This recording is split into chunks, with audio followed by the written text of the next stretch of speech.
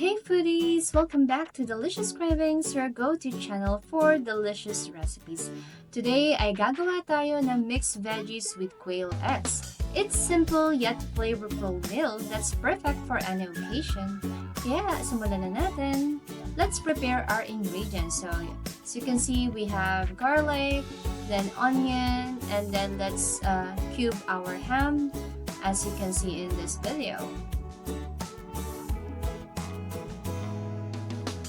Okay, naisa lang na natin.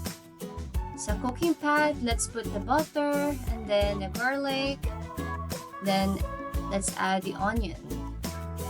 Hanggang sa maamoy natin yung bango niya. And then, let's put the cube ham. And then, let's put our mixed veggies.